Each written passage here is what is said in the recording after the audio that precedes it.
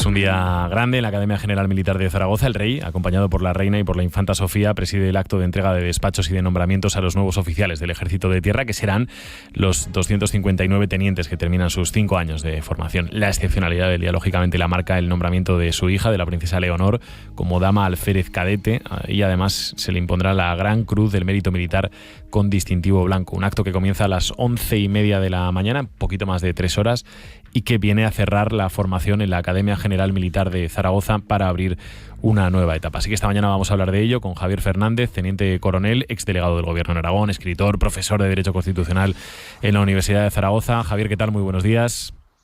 Muy buenos días. Bueno, gracias por acompañarnos esta mañana. ¿Qué significa en la carrera profesional de un militar un acto como el de hoy? Bueno, vamos a ver.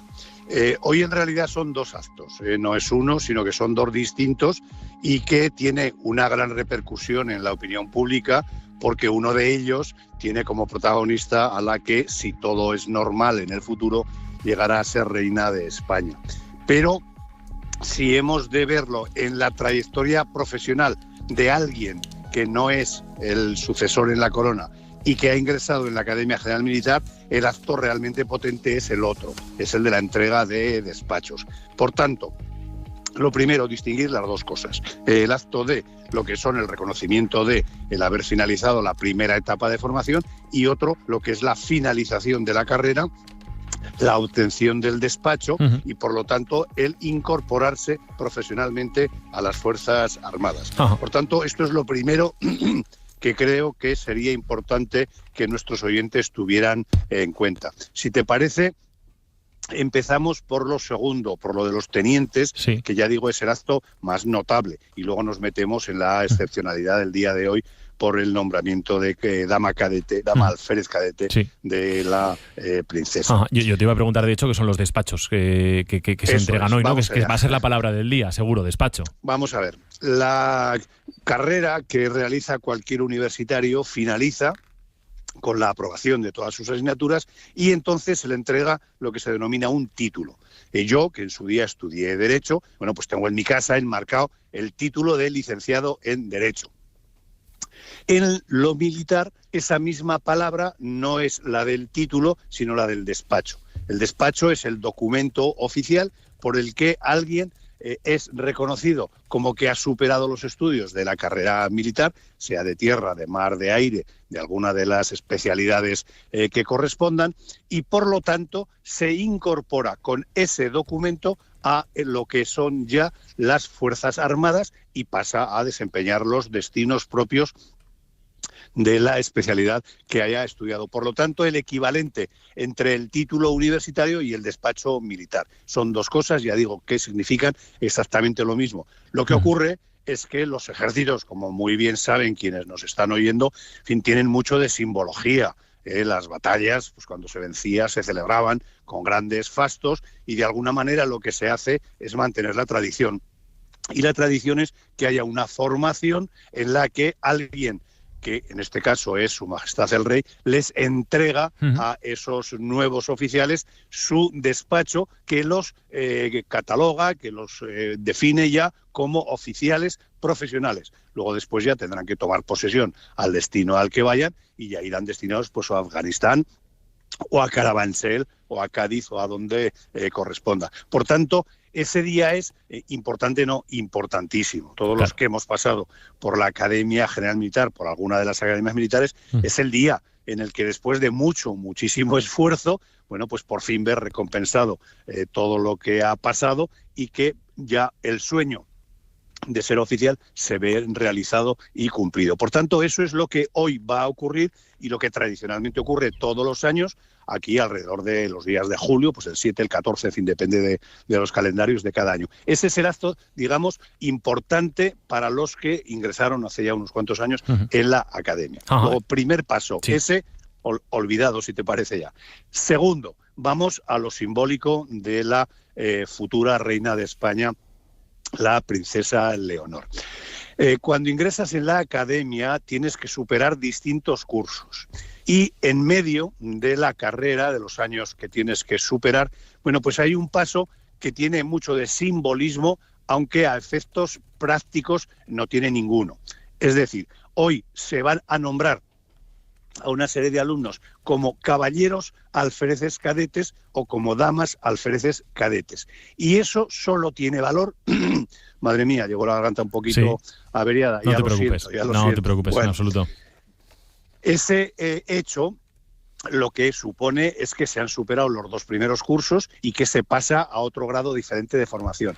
Para el que recibe este documento, ese nombramiento, que así es como se llama, es un documento oficial, no es ningún despacho, no se le incorpora ya profesionalmente, simplemente se da un paso interno, como si, por suponer, en la carrera de Derecho, al acabar el segundo curso, te dieran un pequeño documento que dijera que habías superado los 2 primeros cursos.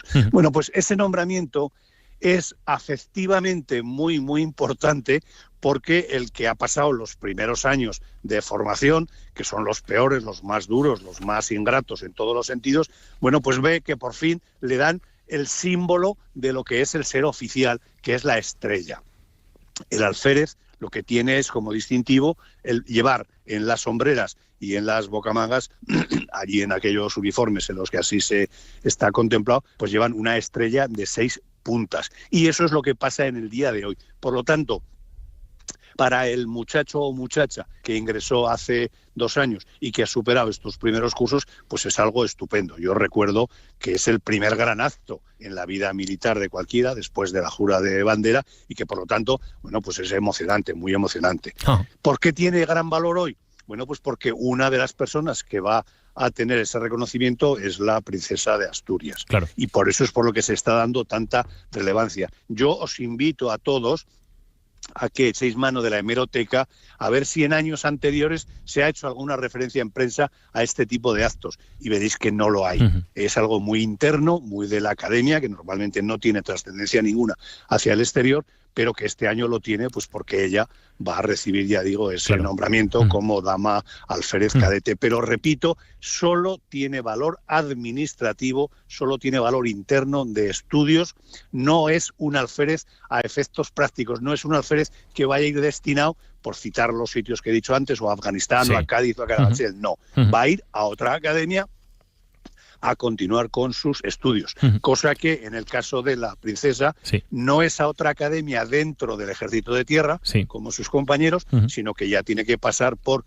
San Javier y por Marín para los 2 cursos de superar las 3 academias militares. Claro, Javier, se está hablando mucho... Y lamento haberme enrollado No, en absoluto. Creo que había que detallarlo. Desde luego que dime. Desde luego que sí. No, te iba a comentar. Se está hablando mucho de los paralelismos, ¿no? De las semejanzas que hay con lo vivido por su padre, por Felipe VI. En aquel caso fue en 1986 cuando el rey Felipe recibió su despacho como alférez. En fin, no sé si han cambiado mucho las cosas desde entonces hasta la actualidad, Javier. Bueno, si los actos son similares y, en fin, ¿cómo valoras tú estos paralelismos de los que está hablando? Son lógicos, ¿no? Los paralelismos, lógicamente. Sí. Históricamente, o sea, si nos remontamos a bastantes años, la formación que en su día se previó para Felipe, que futuro sería Felipe VI, y la que se ha preparado para la princesa Leonor es idéntica. Es decir, es la superación de un curso completo, que en el caso de la Academia General Militar es un mixto de unos primeros meses de primero y el resto de segundo. Luego ya, tanto en San Javier como en Marín, será un curso completo allí, y es lo mismo que hizo su padre, exactamente lo mismo. Lo que sí ha cambiado mucho es la formación que se le da dentro de las academias a los futuros oficiales. Hoy en día es, yo diría casi, bueno, radicalmente no, es muy fuerte, pero es muy distinta, es mucho más completa, es una formación universitaria que se suma a la formación militar. Por lo tanto, la diferencia que hay entre la formación que va a recibir la princesa Leonor con la que recibió su padre es esa, que ella va a tener una serie de estudios científicos de ingeniería que en su día su padre no tuvo, porque en aquellos años, en el año 86, en la Academia General, solo había una formación estrictamente militar. Pero en cuanto a lo que es el proyecto de formación de lo que en su día era el aspirante a ser rey y de lo que hoy es la aspirante a ser reina, son muy similares, y por lo tanto yo creo que podemos hablar de continuidad, que al fin y al cabo es uno de los principales valores que tiene la monarquía. Javier, ¿qué balance haces del paso de Leonor por la ciudad de Zaragoza y por la Academia General Militar de Zaragoza? Bueno, vamos a ver, yo viví, digamos que con cierta proximidad, el paso de su padre. Yo era profesor en la Academia General Militar en aquellos años y fue pues un paso estupendo, un muchacho muy formal, muy serio, que hacía todo lo que se demandaba, que estudiaba y que salía alguna vez por la ciudad de Zaragoza o por otros sitios. Lo que sabemos hoy de su hija, pues es algo muy similar. Yo no he oído ni a compañeros con los que hablas, ni en prensa a nadie, el que haya habido algún tipo de reproche a lo que ha hecho esta joven en este año. Por lo tanto, en ese sentido, una continuidad absoluta, como he dicho, tanto en la formación como en la vida que ha llevado dentro de lo que es el centro militar.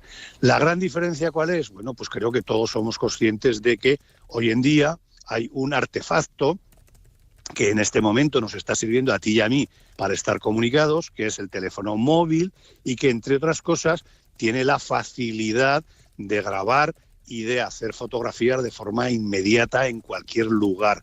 Por lo tanto, las salidas que en su día hizo el entonces cadete Felipe de Borbón, pues podían ser más discretas, cosa que hoy su hija no lo puede hacer. Ella por Zaragoza no podía ir circulando porque posiblemente hubieran salido en cualquier lugar, en cualquier esquina, en cualquier portal, 2, 4, 6, 8, 10 móviles para empezar a grabar y a quedarse con el recuerdo de su presencia en Zaragoza. Por lo tanto, esto, que técnicamente es un adelanto maravilloso, a efectos prácticos de lo que es la vida de una joven como es esta joven tan particular, la princesa Leonor, pues yo creo que lo que le ha dificultado es el poder andar por Zaragoza.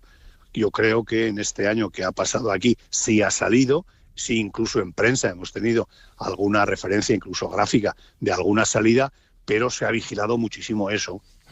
El que no hubiera un seguimiento, digamos, masivo de las andanzas, de los paseos de recreo de la infanta por Zaragoza. Y eso, en ese sentido, yo creo que a ella le ha, en fin, no sé decir perjudicado, pero le habrá dificultado un poco su estancia entre nosotros. Claro.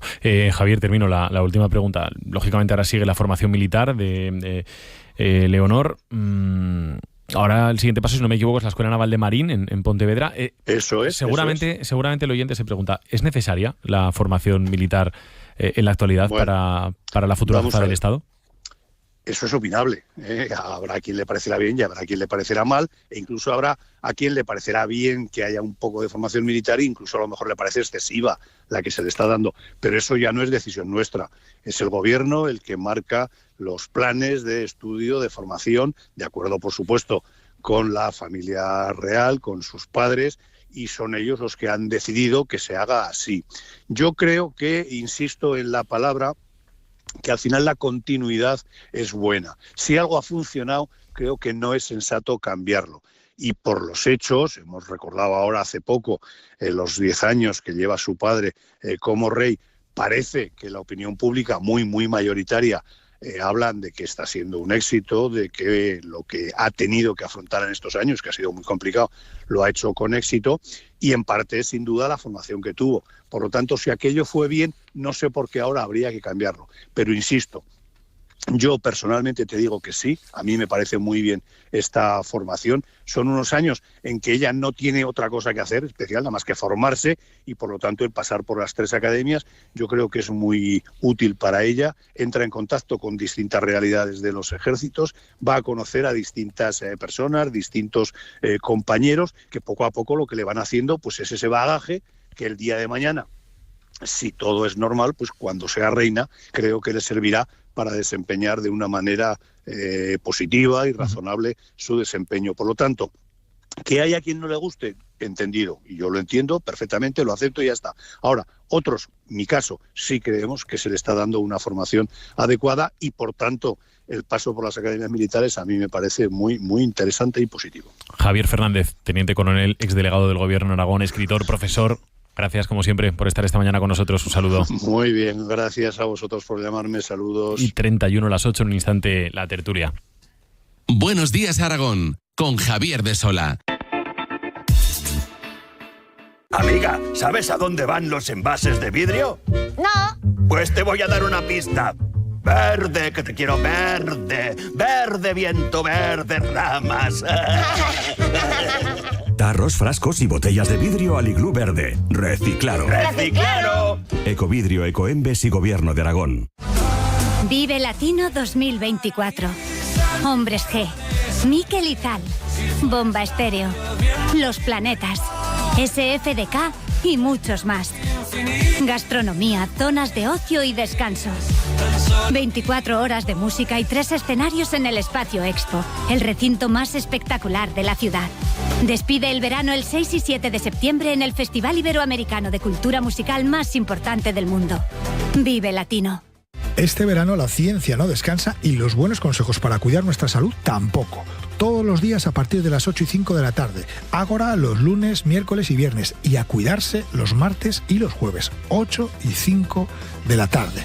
Y todos nuestros podcasts en www.aragonradio.es, en nuestra radio a la carta. La ciencia en la radio.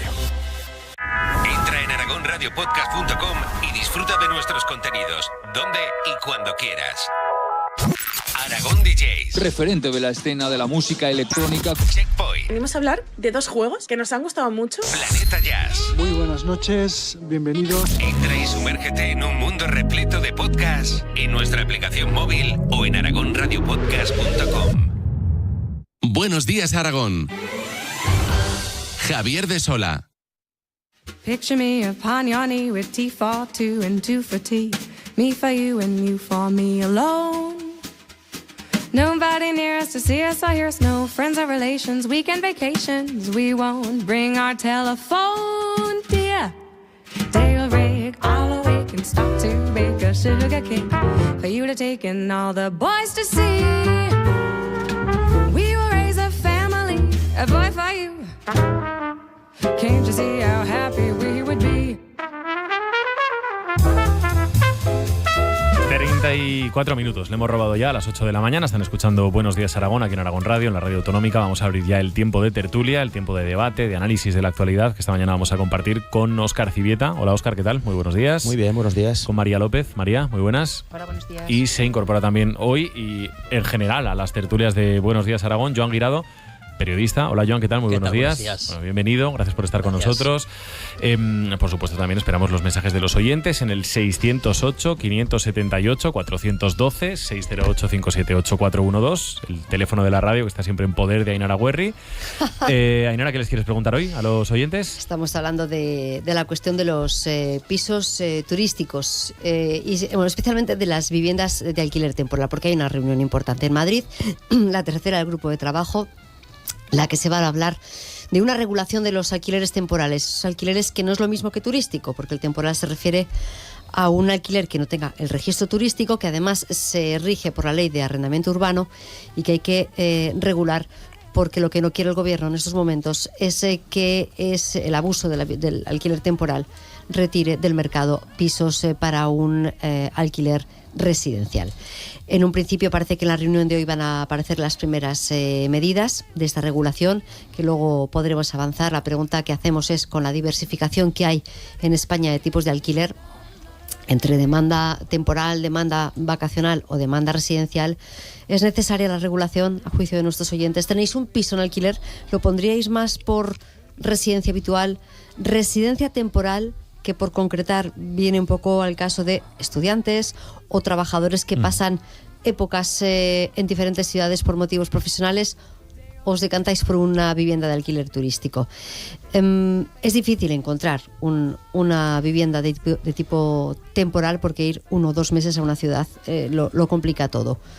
Os habéis visto en el caso. 608-578-412. Hablaremos hoy de vivienda como tantas veces. 608-578-412. La pregunta hoy, por tanto, es bien sencilla. ¿Qué haría usted con los pisos turísticos? ¿Qué haría usted con los pisos de alquiler, digamos, temporal? ¿Y qué haría usted para facilitar el alquiler convencional, vamos a decir, el de la residencia permanente? 608-578-412. Luego abordaremos este asunto en la segunda parte de la tertulia, eso de las 9, 9 y 5, 9 y 10 de la mañana aproximadamente. Hoy, en cualquier caso, la primera mirada la vamos a poner para esto que estábamos comentando ahora en el tiempo de entrevista con Javier Fernández, que fue profesor del actual rey Felipe en la Academia General Militar de Zaragoza y que Bueno, pues desde luego es un perfecto conocedor de cuáles son las dinámicas internas en esa Academia General Militar. Joan, tú precisamente en Zaragoza hoy, porque habitualmente haces el seguimiento de Casa Real y de todos los asuntos relacionados con la jefatura del Estado. Ahora comentábamos con Javier Fernández, ¿no?, que hay varias reflexiones. Está uno, el análisis del paso de Leonor por Zaragoza. Dos, la utilidad o no, la necesidad o no de la formación que está recibiendo la probablemente futura jefa de Estado, si no hay ninguna sorpresa ni ninguna cuestión extraordinaria que cambie ese destino que parece que tiene labrado para ella. ¿Cómo ves todo esto? Vamos por partes. Primero, la parte de su paso por Zaragoza creo que es importante para la ciudad y para la comunidad en general. Le hemos visto no solo en Zaragoza, le hemos visto también en Huesca, le hemos visto pues turistear, ¿no?, un poco por las distintas provincias de Aragón. Ella está muy contenta de su paso por Zaragoza. Lo poco que podemos hablar con ella, que de vez en cuando pues, puedes intercambiar algunas palabras, le ha gustado estos meses que ha pasado en la ciudad, en la Academia General. Le ha gustado la formación militar. Lo estábamos comentando un poco fuera de micro, ¿no? Es como su primer contacto con la vida real, fuera de Palacio, fuera de la escuela, que es donde tenía un poco más de contacto con personas que no son de su entorno familiar. Pero la escuela al final, pues también por la edad no eres consciente de la vida. El paso por Gales es una cosa completamente distinta y por tanto aquí ha sido donde ha tenido ese primer contacto con gente más o menos de su edad, que no están acostumbrados a su vida y por tanto le ha servido también para conectar, algo que en Casa Real pone mucho el ojo en los últimos años, para conectar con la sociedad, para conectar con esa vida real. Respecto a lo segundo, respecto a la utilidad o no utilidad de la formación militar, bueno, yo soy de los que opinan que es un poco anacrónico, es decir, tenemos presidentes de Estados Unidos, la mayoría de ellos que no tienen formación militar y son los jefes supremos de las Fuerzas Armadas de uno de los países más potentes del mundo a nivel militar. Podría ser perfectamente jefa de las Fuerzas Armadas sin necesidad de esa formación militar, que además son 3 años y para una... Es decir, si fuera mi hija, por ejemplo, no se lo hubiese aconsejado, hubiese preferido que fuera a la universidad, pero es verdad que sus padres quisieron que fuera así y ella consideró que también era una buena oportunidad. Ajá. ¿Civeta? Pues lo de hoy es un acto protocolario más de los muchos que rodean a la Casa Real, de los muchos que hemos visto en Zaragoza en los últimos tiempos, desde que Leonor ha venido a estudiar aquí. Es el último, con esto ya termina sus estudios en Zaragoza. Unos estudios que ha hecho con privilegios, y digo esto porque se habla mucho de que, bueno, es una más, es como los demás, y me parece un poco absurdo, ¿no?, repetir eso, cuando es evidente que ha tenido privilegios, porque ha hecho un curso en 2, porque le han dibujado a ella su estructura educativa así, porque ella sabe que va a acabar como mando supremo de las Fuerzas Armadas, sus compañeros y compañeras no saben en qué punto del escalafón va a acabar, amén de otros privilegios que haya podido tener en su día a día en la academia. Esto lo digo porque desde que llegó Leonor siempre se hablaba de esto, cuando hablaban con gente de la academia, profesores y tal, insistían en esto, y me parece un poco absurdo negar que ha tenido privilegios, porque, bueno, pues los ha tenido. Y ya está. Se va finalmente de Zaragoza con, por ejemplo, la medalla de Aragón, que yo, sinceramente, estoy esperando que alguien me dé un argumento razonable a por qué Leonor merecía la medalla de Aragón. No porque haya hecho ningún demérito, es decir, no ha hecho nada malo, ¿no?, que quede claro, pero creo que hay que tener mayor vinculación con la comunidad, creo que hay que hacer algo más por la comunidad, que al final venir a estudiar aquí, porque es donde se estudia lo que la obligan a estudiar, ¿no?, porque es lo que tiene que estudiar para ser lo que va a llegar a ser, ¿no? Yo creo que en definitiva el paso de Leonor por Zaragoza, coincidiendo con Joan en que creo que es un poco anacrónico que tenga que seguir teniendo estos estudios, creo que ha formado parte de ese proceso de blanqueamiento que estamos viviendo de la monarquía para tapar o para mejorar la imagen que de ella se tiene después de lo que hemos sabido del rey emérito, y ese proceso que empieza con su padre, con Felipe, y que continúa con ella, que será la futura reina de este país, ¿no? Después de las tropelías de Juan Carlos, pues hay que hacer ese proceso de blanqueamiento y están trabajando arduamente en ello.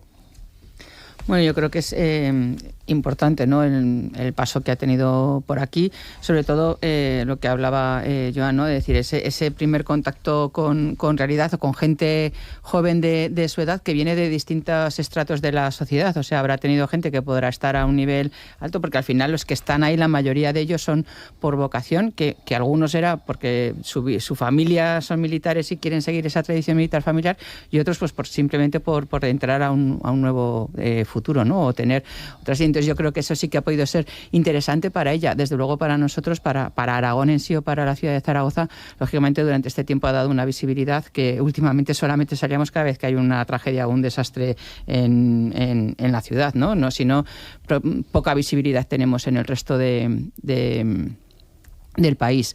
Y bueno, yo creo que al final es algo que está así marcado. De momento, mientras no cambien las cosas, el jefe del Estado tiene que tener esta carrera militar. Ella lo ha aceptado. También tenía la posibilidad de decir, oye, yo no quiero ser, y dejó mi privilegio y se lo pasó a mi hermana. Entiendo que puede dejarlo a lo largo del tiempo. Tiene esa libertad, como su abuelo abdicó y fue el primero en abdicar, o su padre, si quisiera, pues podría no haber cogido el cargo, ¿no? Entonces entiendo que dentro de esa libertad, obligación, bueno, pues ha querido seguir por aquí, y a mí me parece interesante. Ya que cambie mucho o no, que cambien o no, que se pueda tener de otra forma, sí, claro, sí, tampoco sabemos ni siquiera para otros cargos que dentro de lo que es importante del Estado, ¿no? O a nivel político, los niveles de estudios que pueden tener o de conocimiento que pueden tener para tener ciertos puestos. Entonces, si de momento esta es la línea que hay que seguir y tiene que conocer los tres ejércitos,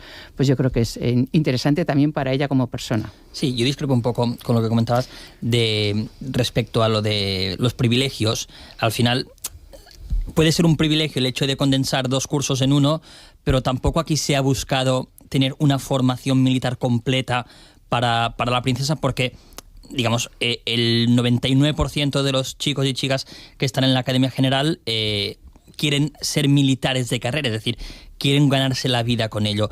La princesa, en este caso, se le ha dado una formación yo decía que era anacrónico y que no hacía falta, ¿no? Pero también a la vez le sirve a ella para saber cómo trabajan, que es lo que le pasó a su padre, para saber cuando les va a visitar, cuando les vaya a visitar en un futuro, saber cómo se desarrolla, qué han tenido que hacer para llegar hasta ahí. Y luego, de muchos de los compañeros con los que ha coincidido este año aquí en Zaragoza, van a formar parte en el futuro del gabinete de la jefatura del Estado. Lo vimos con su padre también y pasará también con ella. Aquí ha hecho amistades muy fuertes la princesa. Evidentemente que hay privilegios porque es la heredera al trono y por tanto hay unas cuestiones de seguridad y demás que se han rebajado mucho pero que siguen estando, pero la gente que se la ha encontrado de fiesta por aquí Zaragoza, por ejemplo, nada tiene que ver a cuando se la ha encontrado de fiesta por Madrid a nivel de seguridad. Aquí era todo un poquito más laxo. Veremos como compañeros suyos de aquí unos años pues son jefes de la Casa Real, tienen altos cargos en la jefatura del Estado, porque es, como decíamos antes, el primer contacto con la realidad, con la vida militar, y es donde se hacen las relaciones más fuertes. Y luego, conociendo un poco el funcionamiento de la Casa Real, de la familia real y de la propia princesa, me atrevo a decir que Zaragoza y Aragón, pero sobre todo Zaragoza, estará guardada en un sitio muy especial en su corazón. La princesa tiene algunas ciudades o algunos lugares, Oviedo evidentemente, Girona, de donde también es princesa, donde ha celebrado algunos de sus primeros hitos, sus primeros discursos, sus primeros actos en solitario, que guarda con mucho cariño, con mucho recuerdo, y Zaragoza será uno de ellos. Sobre todo, ahora igual es difícil de ver, ¿no? Pero de aquí a unos años, cuando sea reina, pues seguramente los zaragozanos verán ese cariño especial hacia la ciudad. Entonces, que no nos vendan, me refiero por lo de los privilegios, que no nos vendan la necesidad de que haga esta formación, si como tú has dicho y eres más conocedor del tema que yo, es unos estudios que no son del mismo nivel, sino de la misma cantidad que los otros, etcétera, ¿no? Que no nos vendan esa necesidad. Quiero decir, si lo explican como lo has explicado tú, pues yo puedo entender que se hagan un curso en 2, pero que no nos vendan que necesita todo eso para ejercer el cargo que va a ejercer y que es igual que el resto, porque evidentemente no es igual, ¿no? O sea, yo me iba a eso porque me parece muy absurdo. Y he oído a muchas personas no incidir en eso, y cuando me parece absolutamente ilógico, porque es una evidencia. E incluso tiene su lógica que sea distinto, tiene su lógica que sea sus privilegios por la persona que es, ¿no? Y por el puesto que va a ocupar. En cuanto a que Zaragoza esté en su corazón, bueno, pues es normal también, quiero decir, ha estudiado aquí. Yo estudié en Fuenlabrada y aunque sea un sitio horrible, está en mi corazón. Quiero decir que es así, ¿no? O sea, me parece algo lógico. Siempre damos como mucha importancia por ser de la Casa Real, pero bueno, pues algo que nos pasa a todo el mundo. Y 46, las 8 de la mañana. Voy con otros temas también, más allá de este. Y voy con las novedades que se han producido estas últimas horas en torno a la aplicación de la ley de amnistía. Sobre todo con 3 cuestiones fundamentalmente. 1. La justicia amnistía a los 46 agentes de la Policía Nacional a los que investigaba por las cargas del 1 de octubre en Barcelona, en la capital de Cataluña. 2. El expresidente de la Generalitat, Puigdemont, se ha querellado contra el titular del Juzgado de Instrucción número 1 de Barcelona, Joaquín Aguirre, por presuntos delitos de prevaricación y de malversación. Dice Puigdemont que la apertura de una pieza separada por la supuesta trama rusa del proceso es arbitraria, estrafalaria e injusta. Esto un día después de que el Supremo, por cierto, haya decidido mantener la orden de captura contra Puigdemont. Y tercero, las reacciones, los comentarios, los análisis sobre este asunto. Por ejemplo, la portavoz del Gobierno Central, Pilar Alegría, subrayando que el papel de los jueces es cumplir con la ley que aprueba el legislador. Somos perfectamente conscientes de la eficacia y sobre todo de los efectos positivos que va a tener la ley de amnistía. Y por tanto, lo que tiene que suceder ahora, y ya está sucediendo, es que los jueces apliquen la ley. Sobre la ley de amnistía ha hablado también en una entrevista en Onda Cero Alberto Núñez Feijóo, el líder del Partido Popular. Un tribunal constitucional trufado de 2 cargos del gobierno nos parece absolutamente inmoral. La primera decisión de regeneración que debería de adelantar el presidente del gobierno es: oiga, le voy a pedir a estos 2 miembros del Constitucional que presenten su dimisión. En fin, vemos que se está produciendo lo que parece el orden lógico, ¿no?, de lo que tenía que pasar, la aprobación de la ley, y a partir de ahí, bueno, pues una cascada de reacciones y de decisiones desde los órganos judiciales.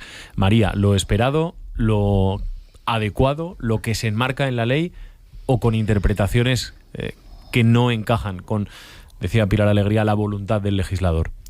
Hombre, por un lado, yo separaría, porque ha sido coincidente en el tiempo, pero la parte de la policía del año 2017, que ha tenido ahora el resultado, de lo que es la ley de amnistía, que todo el mundo sabemos que eso va encaminado hacia al proceso, pero ya en la parte política.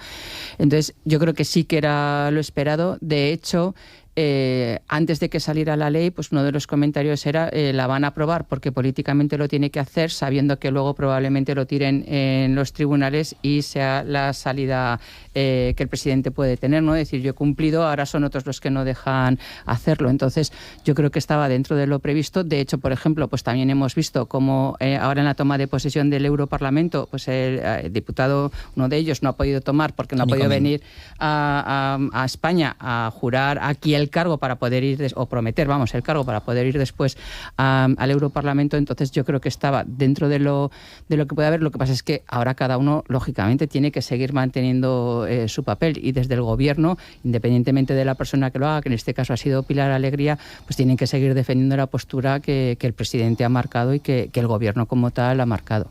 Se agradece que la portavoz del gobierno hable de la voluntad del legislador, porque en Moncloa en estas últimas horas hablan de la voluntad popular, y creo que es distinto la voluntad del legislador que la voluntad popular, porque la voluntad popular a día de hoy, y siendo yo partidario de la amnistía, entre otras cosas porque me afecta personalmente, la voluntad popular no ha quedado demostrado que sea favorable a la amnistía a nivel nacional, porque en las últimas elecciones el partido que la propuso, que la promovió, se presentó diciendo que no habría amnistía. Por tanto, se agradece. En Moncloa, ayer el presidente del gobierno nos decía: nosotros hemos cumplido con Junts. Nosotros dijimos que aprobaríamos la amnistía se ha aprobado, ahora depende de los jueces. Un poco en la línea con lo que comentabas, María. Pero a Junts eso no le sirve, porque eso mismo pasó con el catalán en Europa. La condición sine qua non que Junts puso para investir a Francina Armengol como presidenta del Congreso, se hizo todo muy rápido en aquellas horas, y el catalán está en un cajón en el Parlamento Europeo. Por tanto, si Pedro Sánchez quiere seguir en el gobierno, en el Palacio de la Moncloa, tendrá que mover ficha. Y mover ficha es muy difícil, porque no cabe una reforma como tal de la ley que te garantice que estos supósitos están cubiertos. Entre otras cosas, porque se dijo también cuando se negoció, recordemos esa votación del 30 de enero que Junts rechaza, posteriormente la negociación agónica para que todo quedase bien atado y bien atado, es decir, que todo estaba cubierto, y de golpe vemos que no. De golpe vemos que hay grietas. ya no solo Junts, también Esquerra. Por un lado, esto nos lleva a una repetición electoral en Cataluña prácticamente de cabeza, estoy convencido. Y en segundo lugar, aunque esto saltó el lunes, que no sé en qué día vivo, el lunes no querían hacer sangre. El lunes hablamos con algunos dirigentes de Junts. No, la ley está bien, la ley no hay problema. Pero hoy sí que empiezan a hacer un poco de sangre, ¿no? El lunes no querían hacer sangre porque saben que se necesitan mutuamente. Junts necesita al PSOE para solucionar el tema y el PSOE necesita a Junts para seguir sobreviviendo por sus 7 votos. Pero si el PSOE no mueve ficha, si el gobierno no mueve ficha, Junts sí que va a empezar a hacer sangre. Y evidentemente son muchas personas. Toni Comín es un ejemplo, porque el lunes no pudo venir a acatar la Constitución y por tanto no se le ha dado el acta de eurodiputado. Pero a día de hoy la realidad que te venden en Cataluña, y con toda la razón, es que hay más policías amnistiados, es decir, en su vocabulario, más de los malos amnistiados que de ellos. Entonces, el objetivo de la ley de amnistía ya no es el que ellos perseguían.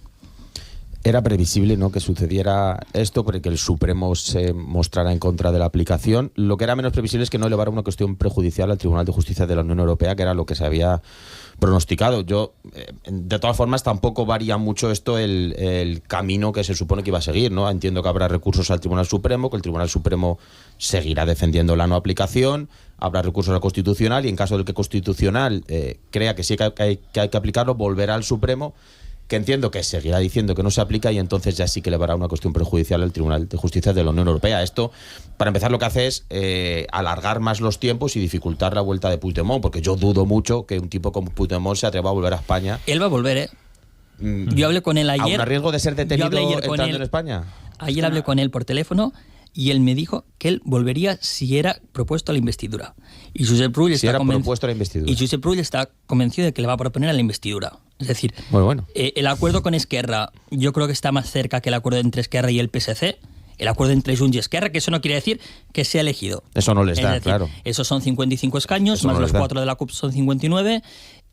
Ahí obligas al PSC a decidir si inviste o si se repiten elecciones, porque al final recordemos que Pedro Sánchez tampoco ganó las elecciones, llegó con una mayoría y la ganó. No, pero en ese caso habría repetición electoral porque el PSC no va a apoyar eso. Ahí lo que van a buscar los dos partidos independentistas, que posiblemente luego vayan conjuntamente en una lista para emular el Junts pel Sí y por tanto ganar las elecciones, es PSC, o te abstienes y aceptas que hay una mayoría parlamentaria que no te quiere a ti como presidente, o eres el culpable de la repetición electoral.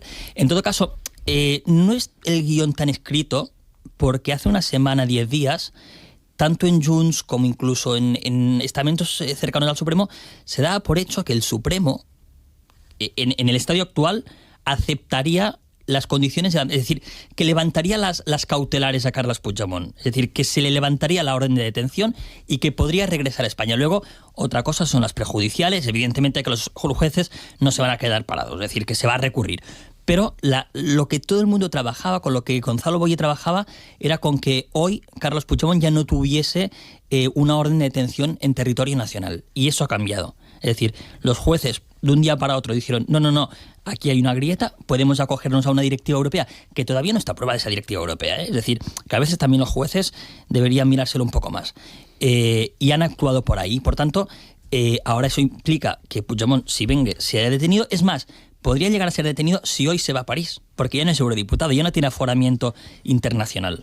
Claro, aquí hay una cuestión que evidentemente de cumplirse con este camino que estás dibujando, Joan. Evidentemente, si Puigdemont es propuesto para ser investido, viene y es detenido, lógicamente en este escenario electoral la repetición electoral sería indiscutible, y ahí podría tener un impacto importante, ¿no? Una hipotética detención de Puigdemont, evidentemente. Tendría un impacto. Esa foto da votos. Claro, tendría un impacto porque daría votos. Es que estaría martirizado, entonces, claro, vamos a sacar al mártir. Esa foto se analizó. La cuestión antes. Es porque ahora sí está dispuesto, pero no estuvo dispuesto cuando se fue en el maletero del coche.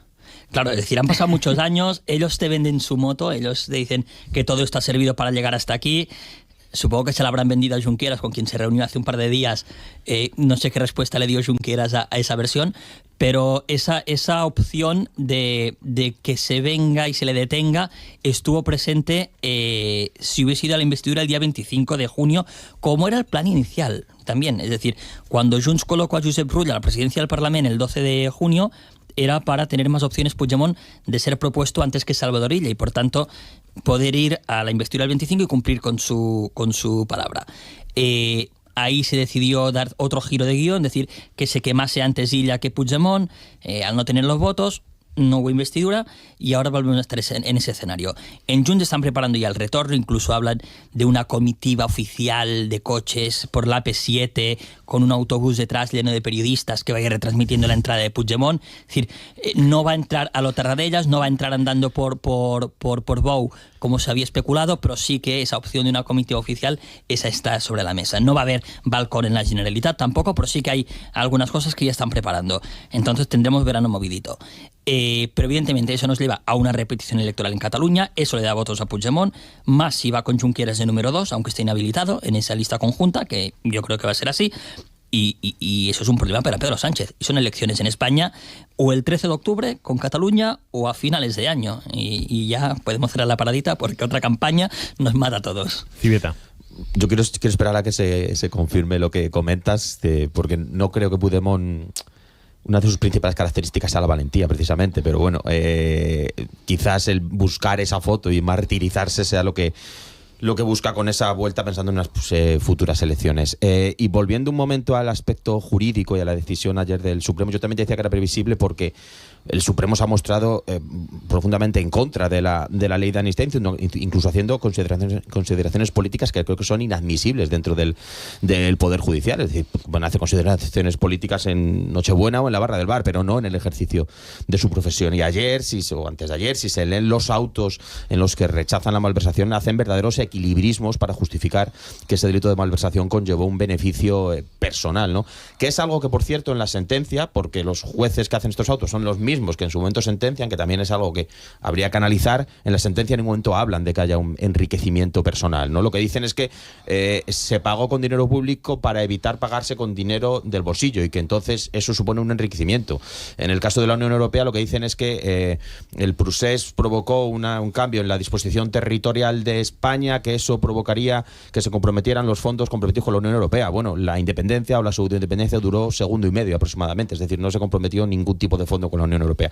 Por eso creo que en este auto de los magistrados del Supremo, en fin, se hacen verdaderos equilibrismos para no aplicar la malversación, que más allá de que puedas estar de acuerdo o no con la ley de amnistía, sí que es algo que emana del Parlamento y que creo que los jueces deben aplicar o no, considerando únicamente aspectos jurídicos, ni más ni menos, y nunca aspectos políticos. Y en estos autos también hay consideraciones políticas. María, te dejo el último minuto antes de que terminemos la primera parte de la tertulia. Yo es que creo que en este caso es que nos estamos dejando el resto de España en la visión de la foto. Entonces, ahora mismo, la única posibilidad que esta foto puede ser rentable es mientras el presidente del gobierno sea Pedro Sánchez, porque eso sí que le puede, en un momento dado, mirar cómo cambiarlo para que ambos dos puedan tener lo que quieren, ¿no? Y mantenerse uno en la jefatura del gobierno de España y el otro poder volver en un momento dado libre, aunque inicialmente tuviese ese arresto. Y eso solamente se puede dar si de verdad tenemos una continuidad y no obliga a que haya elecciones nacionales el año que viene, en un momento dado. Ahora seguimos con la tertulia, ahora seguimos con María López, con Óscar Civete y con Joan Guirado. Son las 9 de la mañana. Y como hacemos siempre, vamos a actualizar la información. Ahora mismo, ¿dónde tenemos puesta la mirada? Beatriz Delgado, buenos días otra vez. Buenos días. En una cita que tendrá lugar en media hora. A las 9:30 de la mañana, el presidente de Aragón, Jorge Azcón, comparece ante los medios para presentar el plan de Concordia tras su paso por el Consejo de Gobierno. Azcón defendía hace unas semanas que con ese plan se da respuesta a todas las víctimas, las que van desde los años previos a la Guerra Civil hasta las que llegan al momento actual, incluyendo así a las víctimas del terrorismo. Lo escuchamos. Un plan que recuerde a las héroes de nuestra democracia, a las víctimas del terrorismo, que piense que la guerra civil, evidentemente, fue un asesinato de unos contra otros, de unos hermanos contra otros hermanos, y que no fue solamente en un sentido, y que la dictadura que trajo Franco, es evidente que fue un periodo negro, pero eso tenemos que ponerlo en común entre todos, no solamente desde una parte. A partir de las 9:30 conoceremos más detalles de ese plan. Más tarde, a las 11:30, el rey Felipe VI entrega en Zaragoza el título de alférez a la princesa Leonor, con el que la heredera va a completar su formación en la Academia General Militar de Zaragoza. Lo habéis estado comentando, será un acto en el que el monarca va a entregar también los despachos a los nuevos oficiales del Ejército de Tierra y la Guardia Civil. La princesa Leonor termina así la primera fase de sus estudios militares y ahora viajará hasta Marín, en Pontevedra, para formarse en la Escuela Naval. Una programación idéntica a la que ya hizo su padre y que recibió en 1986 ese título de alférez que hoy recoge Leonor. Entonces, uno de sus profesores fue el teniente coronel Javier Fernández, que hoy aquí en Aragón Radio ha defendido este tipo de instrucción para la futura jefa del Estado.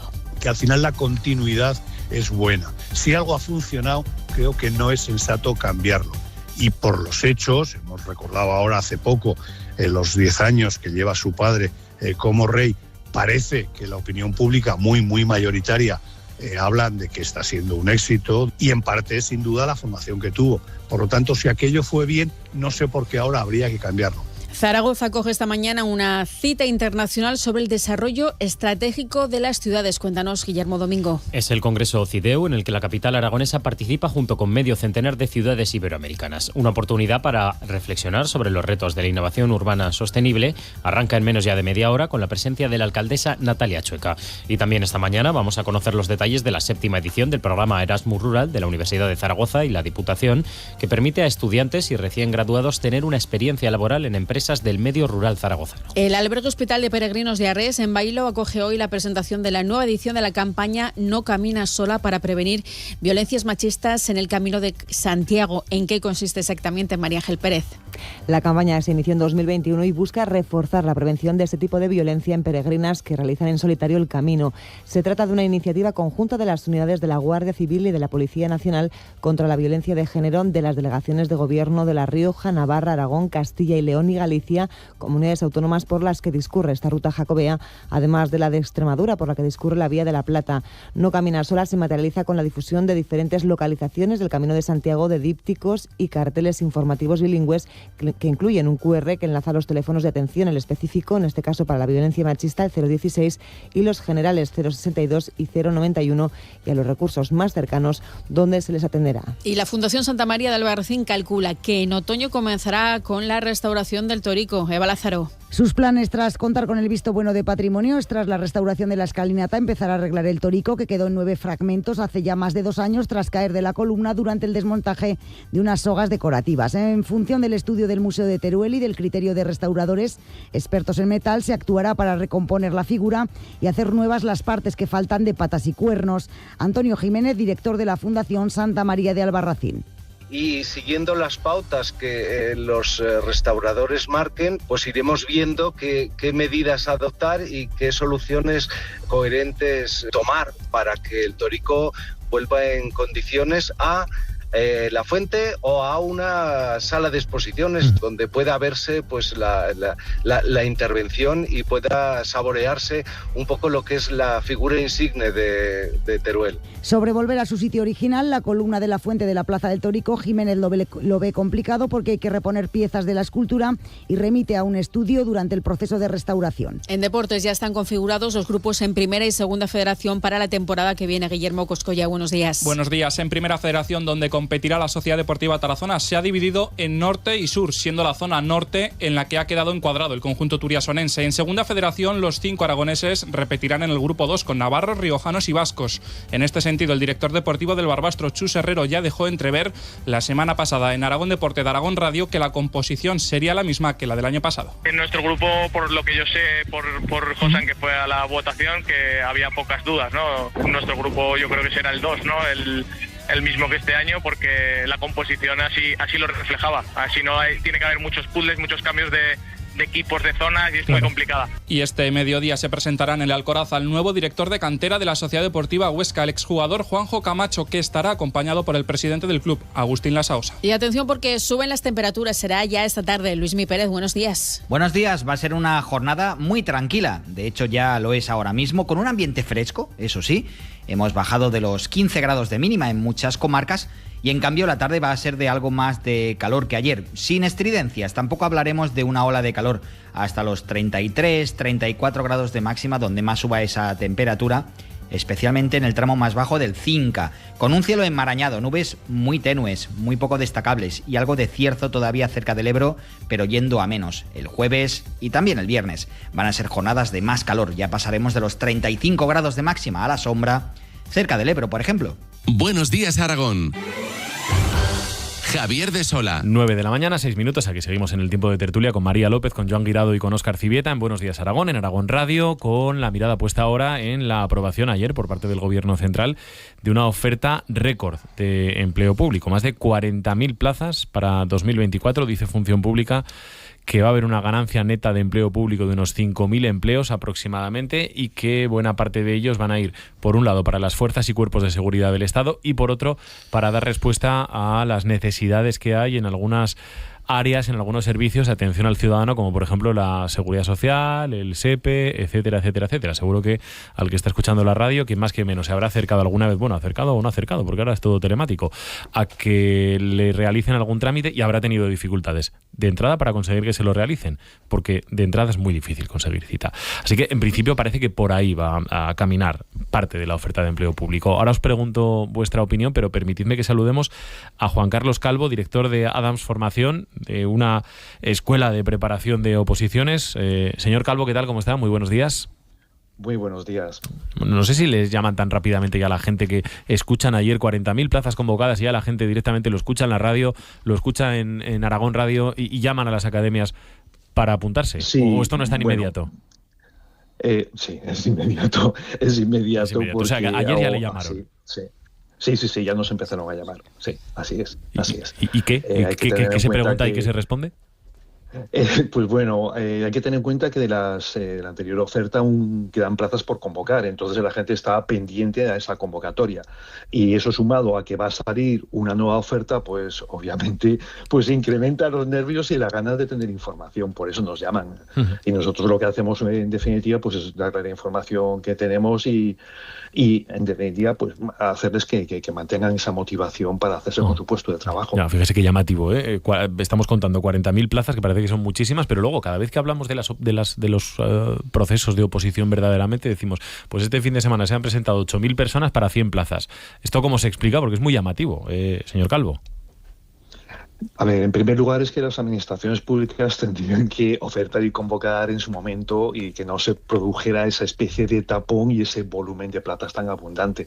Está claro que la situación hoy por hoy pues demanda pues conciliación, demanda una seguridad en el trabajo y eso hace que haya muchas expectativas con las plazas que oferta y convoca las administraciones públicas. Ajá. ¿Las academias están llenas? No, hay un incremento, pero no están llenas, porque lo que nos falta fundamentalmente es la población joven. Porque la franja de edad con la que estamos trabajando es en torno de entre los 30 y los 50 años, pero la gente joven parece que le cuesta darse cuenta de la oportunidad laboral que implica una oferta y una convocatoria. Hombre, pero señor Calvo, que los de 30 son muy jóvenes.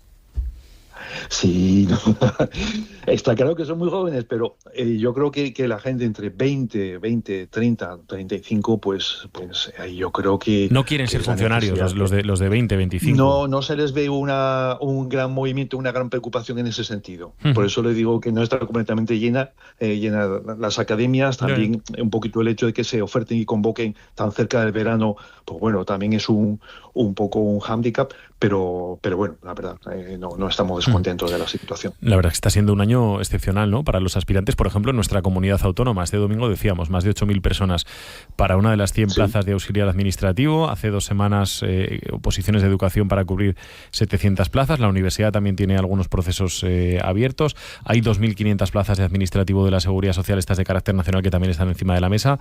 Ya nos explicaba usted por qué se van juntando a veces tantas convocatorias, ¿no? Y es porque se retrasan los plazos de se deberían seguir. Se van retrasando, exacto, se van retrasando. Pues es cierto, hoy por hoy es una oportunidad por parte de una persona que quiere pues obtener un puesto de trabajo con carácter de fijeza.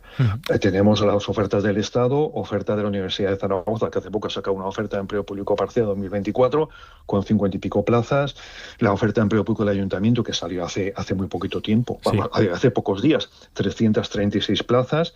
Estamos expectantes a la oferta de empleo público de la DGA de 2024 y la verdad, lo que estaba usted comentando, o sea, quiero decir que, por ejemplo, el Ayuntamiento de Zaragoza pues va a sacar 114 plazas de auxiliar administrativo. Eso es completamente inusual en nuestra comunidad autónoma. Por eso creemos que aún con todo pues falta que haya un poquito más de movilización por parte pues, he comentado, gente joven y gente no tan joven, pero en definitiva gente que quiere tener un puesto de trabajo con carácter definitivo. Pues ánimo con el trabajo que les viene por delante. Juan Carlos Calvo. Pues muchísimas gracias y encantado de hablar con vosotros. Un saludo, muchísimas gracias. Un saludo, el director de Adams Formación. Ayer ya estuvimos debatiendo en la tertulia alguna cuestión relacionada con este asunto. Ayer nos preguntábamos, ¿no?, si es el momento adecuado para esta gran convocatoria de empleo público que, decíamos, como principal aspecto positivo, pues en fin, genera empleo de calidad, lógicamente, y como principal aspecto negativo que se le puede achacar es que evidentemente es más gasto público. No sé cómo lo veis vosotros y no sé qué os parece esto. A mí me llama la atención esto de que los más jóvenes, los jovencísimos, los jovenérrimos no quieran ser funcionarios. Óscar. Prefieren ser youtubers que funcionarios.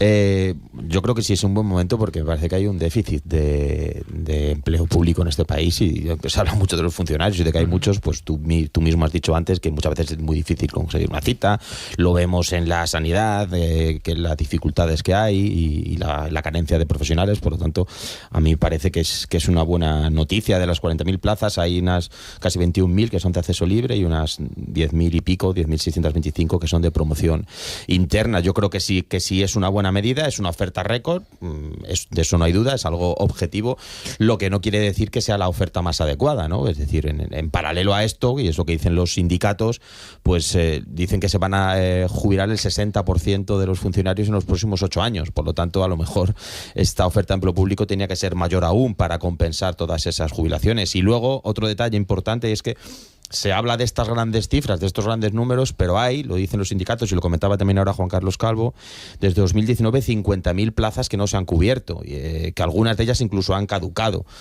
Por lo tanto, está muy bien que se haga esta oferta de empleo público, que sea este gran titular de todo esto, pero es que tienes 50.000 de las que has ido convocando antes que no has cubierto, ¿no? Es un poco un absurdo, ¿no? Una incongruencia convocar todo esto cuando tienes 50.000 sin cubrir. Preocúpate por cubrir todas esas anteriores y luego, por supuesto, hacer esta oferta de empleo público o incluso mayor. Preguntabas, creo, Javier, que si era un buen momento. Bueno, creo que es un momento preelectoral. Y volvemos un poco al debate de antes, ¿no? Cuando se convocan tantas plazas, es decir, los que pisamos los pasillos del Congreso tenemos ya algunos hándicaps que decimos, uy, aquí va a pasar algo pronto. 40.000 plazas de funcionarios nos indican que estamos más cerca de unas elecciones que lejos. ¿Son necesarias? Bueno, las que compiten a las fuerzas y cuerpos de seguridad o los cuerpos de emergencia, evidentemente que segurísimo, porque hacen falta agentes. Por ejemplo, comentabas las de la seguridad social, que es difícil conseguir cita. Es que igual no hacen falta más manos, es que igual hace falta eficiencia. Porque gente hay, somos uno de los países de Europa y del mundo con más funcionarios. Seguimos siendo uno de los países con más funcionarios. Lo que no hay es eficiencia. Y lo que no puede ser es que cada vez se digitalice todo más, que cada vez nos hagan hacer más trámites a los ciudadanos, porque te dicen, no, esto por internet, esto por la aplicación, esto te sacas la clave X. Y que aún así las cosas no sigan funcionando. Y respecto a lo que comentaba el formador de los 20 a los 30 años, en casa tengo un ejemplo, tiene 27 y está estudiando las oposiciones en solitario. Es decir, no va a academia. Ha decidido hacerlo en solitario. Por tanto, también yo creo que eso tiene un poco que ver con esta nuestra generación un cambio de los 90, ¿no? que preferimos hacer las cosas como tantas otras, como prepararnos los viajes, pues más de forma autónoma. María. Sí, yo creo que es muy importante sobre todo marcar para qué se necesitan esas oposiciones, ¿no? Porque claro, muchas veces decimos oposiciones nacionales, oposiciones generales para funcionariado público sin tener en cuenta el destino, ¿no? Yo creo que es fundamental que en este caso una partida muy importante sobre todo es para fuerzas y cuerpos de seguridad del Estado. Afortunadamente, aquí casi desde que sucedió el asesinato, ¿no? en Teruel, no hemos vuelto a hablar de la necesidad de guardia civil o de policía en los pueblos, porque solamente hablamos de ello cuando hay una tragedia. Pero la realidad es que sigue habiendo una falta real en la parte rural, no solamente de Aragón, sino de toda España, sobre todo en el interior, en el que se han ido disminuyendo las patrullas que había. Ahora solamente hay servicio durante el día, ni siquiera hay 24 horas, muchas veces porque ni siquiera los guardias civiles viven en el pueblo, sino que viven en la cabecera de comarca, y yo creo que cubrir esa parte, que no todos tienen que ser estos que vayan a las fuerzas y seguridad del Estado, no tienen por qué ser ir a guardias civiles ni ir precisamente a la zona rural, pero entiendo que en parte va a ser sobre todo para poder cubrir estas necesidades que hay, y que no tengamos que hablar de ellos solamente cuando haya un problema. 9:17 minutos de la mañana. Voy con otro de los temas que va a marcar el día, y es que la ministra de Vivienda, Isabel Rodríguez, va a explicar cuáles son las conclusiones del grupo de trabajo que se ha creado para regular el alquiler de temporada, alquiler que queda fuera de la ley de vivienda y que digamos que se ha convertido en un coladero para esquivar las medidas de control de precios. Ainara, vamos a recordar qué es lo que dibuja en principio este plan.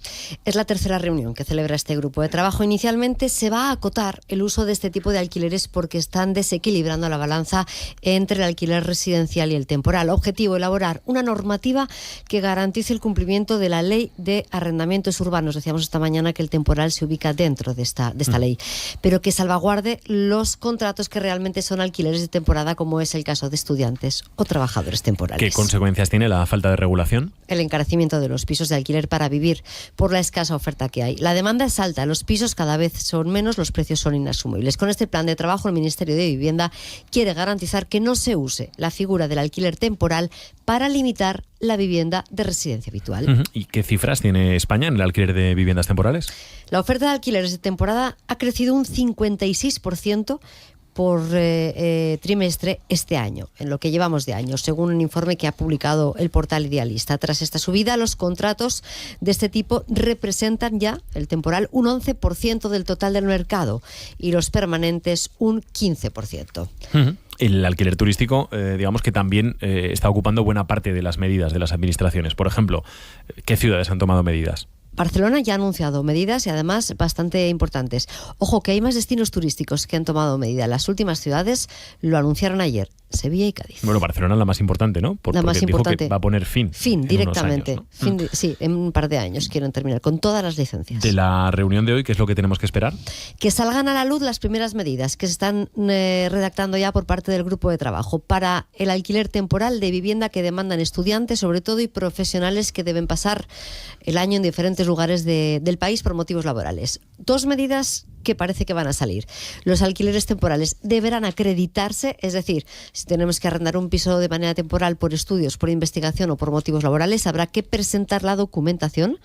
Y dos, también se va a poner en marcha la necesidad de un registro, crear un registro de pisos de arrendamiento temporal, que no turístico, temporal en España. Bueno, en fin, la vivienda desde luego está siendo uno de los asuntos de los que más hemos hablado en esta tertulia en los últimos meses. Así que digamos que dibujamos tres categorías, tres niveles.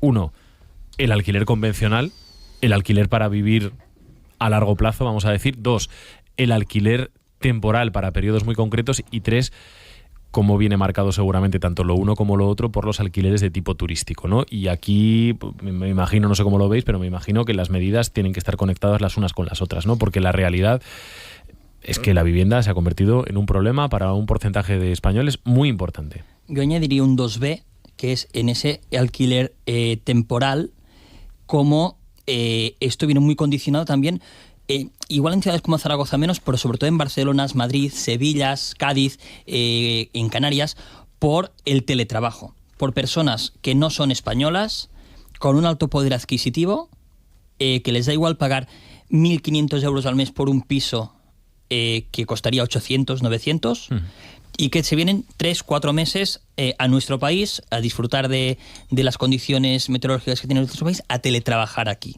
Entonces, ya no es un estudiante, que al final los estudiantes y las investigaciones creo que están más en el alquiler residencial, porque suelen ser 8, 9, 10 meses, que no, y la mayoría pues lo renuevan, que no en ese temporal. Y ese temporal, desde la pandemia hemos visto cómo esas cifras van en aumento.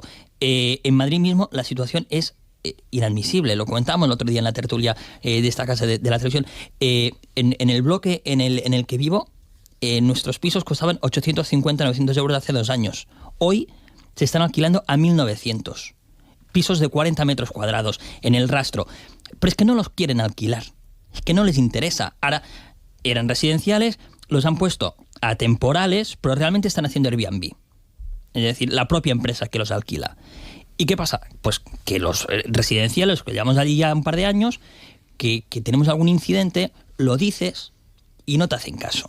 Es decir, así como hace un año y medio. Contábamos este mismo ejemplo también aquí hace unas semanas con la comunidad de Adolfo Aznar, aquí en el Actur, muy cerquita de la radio, ¿no? Claro, es decir, vienen muchos estudiantes, ellos lo que les pasa es que alquilan muchísimo, sobre todo para despedidas de soltero. Entonces tienen unos fines de semana que el vecino que vive ahí no puede dormir, ni puede salir, ni puede disfrutar de su propia casa, ¿no? Entonces, pero eso va más en la educación, no tanto en el tipo de alquiler, sino en la educación de las personas que lo alquilan. Claro, es que te hace la vida imposible. Por eso, y luego también en el caso de en el nuestro mismo, porque es que no te solucionan las cosas. Tienes una ruptura de lo que sea, una ruptura de lo que sea, llamas y así como hace un año y medio te lo vinieron a arreglar al día siguiente, ahora como si no se hubiesen enterado del aviso que has puesto y lo que quieren es que te vayas. Es decir, es que les dejes el piso porque lo pueden alquilar al doble o al triple. Entonces, la situación es que a ver qué medidas hoy se proponen, pero es que se han propuesto muchas y no han funcionado.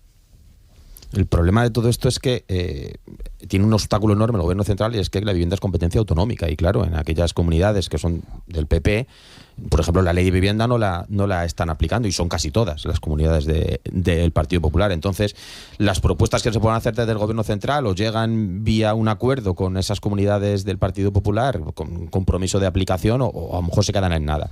Aún así, lo que se propone respecto a los alquileres temporales, se habla de que se demuestre la causalidad, ¿no? El motivo de por qué es un alquiler temporal, que ahí entra lo que comentaba Joan, y estoy de acuerdo contigo, ¿no? Esas personas extranjeras que pueden pagar 1.500 y que están aquí en Zaragoza, en Sevilla, en Barcelona, como podían estar en Ámsterdam, en Roma o en Budapest. Les da absolutamente igual, y que evidentemente encarecen la vivienda. Yo esa medida creo que puede haber un control ahí, pero sinceramente lo que creo es que va a haber una carga burocrática enorme para demostrar esa causalidad, y no sé si los frutos van a ser merecedores de todo ese aumento de la carga burocrática. Y luego está lo que tiene que ver con los Airbnb, que va a haber una modificación de la ley de propiedad horizontal para que sean los vecinos los que tengan que aceptar, tenga que haber una anuencia por parte de los vecinos para que se instale un piso turístico. Yo creo que es una buena medida, desde luego hay que parar la proliferación de estos pisos turísticos.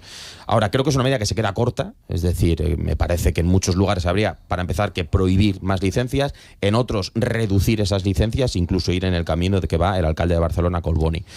Y también creo que es una medida que viene muy tarde, es decir, es que parece que esto ha empezado ayer. Mira, en Ibiza, los trabajadores que van a trabajar llevan durmiendo en caravanas y en coches muchos años porque no encuentran un piso, y porque por lo que cobran, sean policías, sean maestros, lo que sea, monitores, da igual, lo que cobran no les da para pagar un piso. En el Pirineo pasa exactamente lo mismo. Exactamente lo mismo. Que van de esquí, o la gente que va justo para la temporada de nieve también viven así. Dices que el gobierno no puede hacer gran cosa porque están transferidas las competencias. Un popular opinion, es decir, aprovechando que el presidente Azcón ahora no nos debe escuchar porque está a punto de comparecer, igual es el momento de que el gobierno de España recentralice competencias en materia de vivienda, porque estamos ante una crisis importante. Es decir, el gobierno de España está para eso. Con Cataluña se aplicó un 155 porque había una crisis importante de convivencia. Tenemos una crisis de vivienda muy importante, sobre todo para las generaciones de los 90, 90 y pico, 2000 de aquí unos años. Entonces, igual es el momento de que el gobierno temporalmente recentralice, marque unas directrices y luego devuelva las competencias ya de aplicación. Podría estar de acuerdo contigo porque creo que el problema amerita una medida de este calibre, pero creo que había que hacerlo con mucho cuidado porque también tenemos un ordenamiento autonómico que ha funcionado objetivamente bien y había que hacerlo con mucho cuidado. Y ya termino. en cualquier caso, creo que con el tema de la vivienda hay que ir a más, hay que ir a mucho más, hay que ir a aplicar esas zonas tensionadas, hay que ir a aplicar esos topes de precios que se han aplicado en otros países como Alemania, como Países Bajos. Incluso creo que hay que ir a obligar a los grandes tenedores a poner en alquiler sus viviendas. Me parece que hay que garantizar el derecho a una vivienda digna, y esos grandes tenedores, que en la ley de vivienda se establecen los que tienen 10 o más viviendas, que normalmente son fondos de inversión, fondos buitre, creo que tienen que estar obligados a poner sus viviendas en alquiler, y esta es una medida pues que muchos dirán que es bolivariana, etcétera, pero que me parece que hay que tomar porque estamos en un momento absolutamente crítico, como decía Joan. Terminamos, y 26, las 9 de la mañana. Empecé en el lugar equivocado, pero en el mejor momento, la abundancia de lo escaso,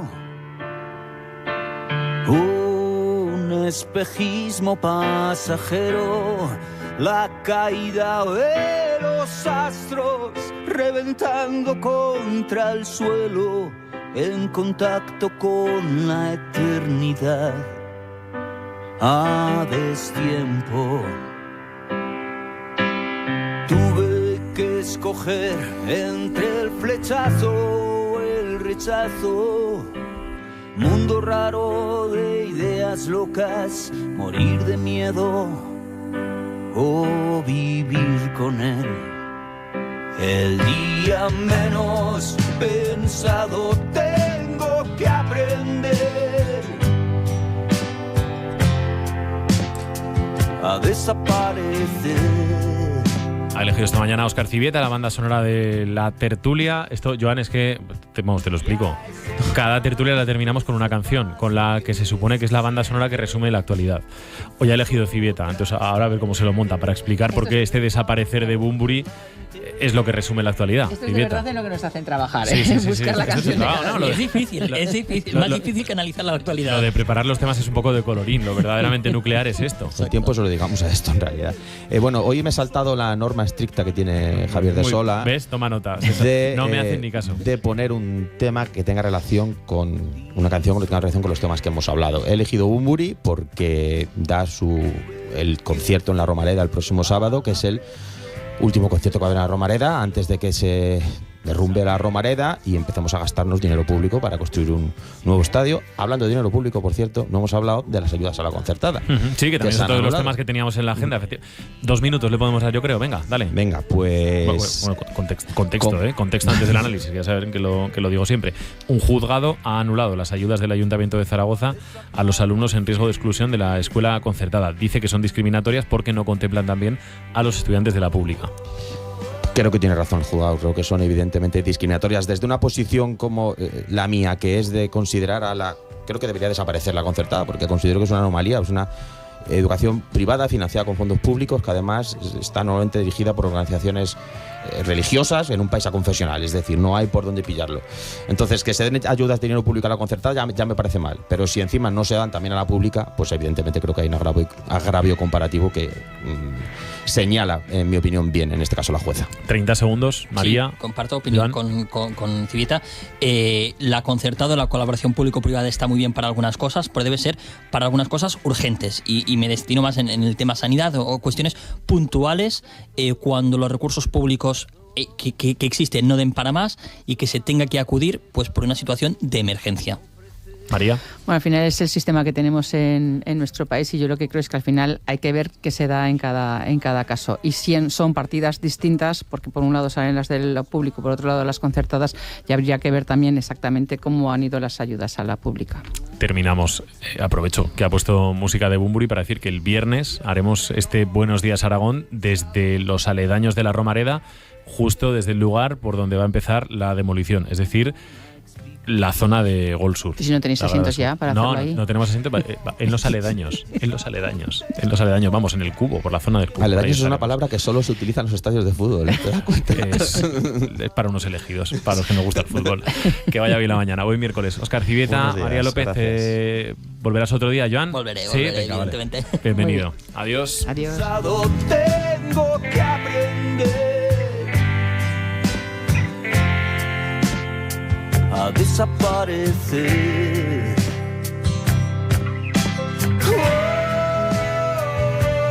Tengo que aprender desaparecer. Buenos días, Aragón, con Javier de Sola. Luis Alfonso Dance Cuba, la compañía internacional de danza más popular de Cuba, llega al Teatro Principal de Zaragoza tras arrasar en más de 16 países. ¡Ay, Dios! ¿Ahora sí se puso bueno esto? Cuba Vibra, el auténtico sabor cubano. ¿Dónde y cuándo es esa fiesta? Del 28 de junio al 7 de julio en el Teatro Principal de Zaragoza. No sé ustedes, pero yo no me la voy a perder. ¡Vamos, caballero! Entra en reactivadas.es y conoce las iniciativas presentadas al programa de ayudas a mujeres emprendedoras de la Fundación Isabel Martín. Ya puedes votar a tu favorita dándole me gusta a su vídeo.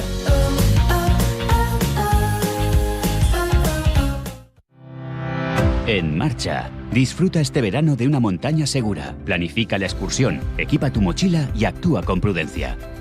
Consulta la meteorología, no olvides un mapa para orientarte y guarda fuerzas para el regreso. Por una montaña segura. Gobierno de Aragón.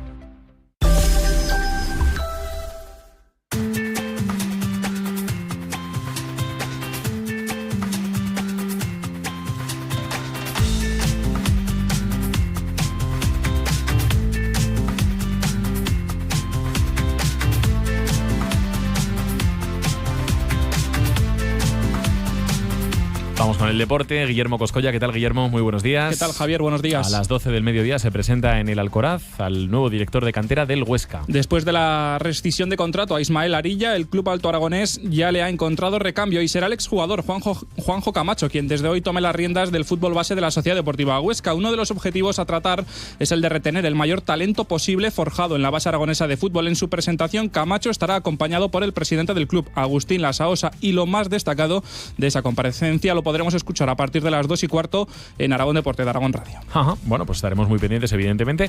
Esto por lo que se refiere a la Sociedad Deportiva Huesca. En baloncesto también hay un nombre propio, y es que Casademón Zaragoza ha reforzado su juego interior con Bojan Djuljevic. Sí, bien dicho, un pívot de 32 años internacional con Montenegro y que estuvo 11 temporadas jugando en Valencia Basket, aunque su último año defendió la camiseta del Zenit de San Petersburgo. Firma por 2 temporadas más una opcional y se une así a las otras 2 incorporaciones, Bango y Spisu. Ajá, y seguimos con más baloncesto, Guillermo, si te parece, porque ayer comenzó el preolímpico para España con victoria. Contundente, además, 59-104 contra el Líbano y con una notable actuación del aragonés Jaime Pradilla, que en 16 minutos de juego le dio tiempo a anotar 14 puntos, capturar 3 rebotes y realizar 3 robos. Esta tarde a las 8:30, segundo partido contra Angola. El sábado se jugarán las semifinales y el domingo esperemos que la gran final.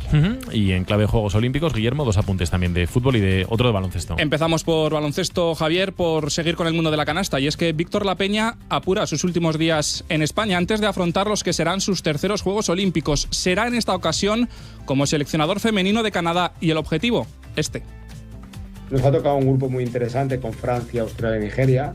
Va a ser un grupo muy competido. Y nuestro objetivo principal es, sin ponernos tampoco mucha presión, es poder estar en los cuartos de final. En fútbol hoy se conoce la lista de las 18 jugadoras en las que estará, salvo sorpresa mayúscula, la aragonesa Salma Parayuelo. De confirmarse, viviría sus primeras Olimpiadas y sería la primera en competir. Lo haría el 25 de julio contra Japón a las 5 de la tarde. Ajá, volviendo a nuestro fútbol, conocemos ya los grupos de Primera y de Segunda Federación. Y por segundo año consecutivo se repite la misma composición. Esto es, en Primera Federación, la Sociedad Deportiva Tarazona ha quedado encuadrada en la zona norte y precisamente el equipo turolense anunció ayer la llegada a la portería de un aragonés, Diego Fouli, que mandó este mensaje a la afición. Hola, tuirasonenses, soy Diego Fouli, nuevo jugador del Tarazona. Nada, solo deciros que estoy muy contento, feliz de poder defender a un equipo de mi tierra. Seguro que va a ser un año muy bonito. Desearos que paséis un buen verano, que descanséis y que volváis con fuerza, porque este año vuestro apoyo en el municipal va a ser fundamental, porque el sueño continúa. Un abrazo a todos y nos vemos pronto. Chao. Y en Segunda Federación, los 5 aragoneses repetirán en el grupo 2 con navarros, riojanos y vascos. En este sentido, el director deportivo del Barbastro, Chus Herrero, ya dejó entrever la semana pasada en Aragón Deporte de Aragón Radio que la composición sería la misma que la del año pasado. En nuestro grupo, por lo que yo sé, por Josan, que fue a la votación, que había pocas dudas, ¿no? Nuestro grupo yo creo que será el 2, ¿no?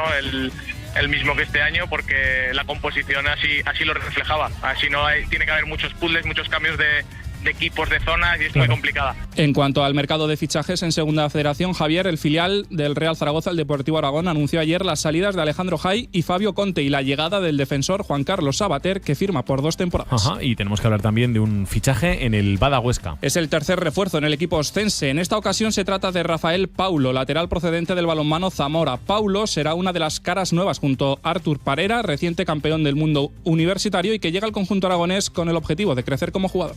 Voy al Bada pues como para dar un pasito más, porque creo que al final el Bada lleva muchos años en Asobal, como decía antes, y creo que es un pasito más y creo que eso pues que bueno, voy a tener competencia dura porque Rodrigo se ha hecho un temporadón también allí, pero bueno, yo voy con las máximas ganas y voy a dar todo para ayudar al equipo.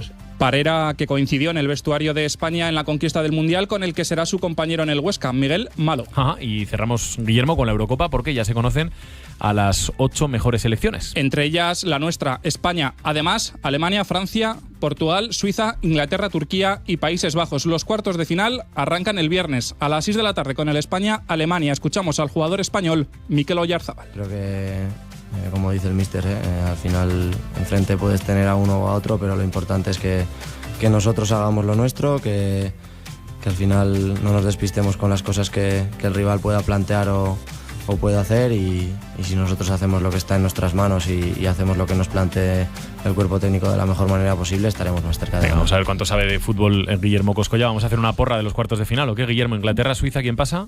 Suiza. Países Bajos, Turquía. Turquía, todo sorpresas. España, Alemania. Atendiendo a Gary Lineker, sí. El fútbol es un deporte en el que juegan 11 contra 11, en el que siempre ganan los alemanes, pues haremos una excepción, España. España también, venga. ¿Y Portugal, Francia? Ojalá pudiese poner una X. Ojalá eliminaran a los dos, ¿no? Francia porque está Mbappé. Vale, venga, Francia. Vale. Y un apunte. Esto queda grabado, sí. En tenis, bueno, el campeón de la Eurocopa es evidente, ¿no? Los de Luis de la Fuente. Por cierto, que hoy juega Carlos Alcaraz en Wimbledon. Será no antes de las 3:30 contra el australiano Alexander Bukic, número 69 del ranking ATP y con el que no guarda un buen recuerdo, Javier. Ya. En una ocasión se han enfrentado, fue en 2020, tenía 17 años por aquel entonces Carlos Alcaraz. Fue en la fase previa de Roland Garros, ganó el australiano en 3 sets. Gracias, Guillermo, que vaya bien la mañana, que vaya muy bien, buen día.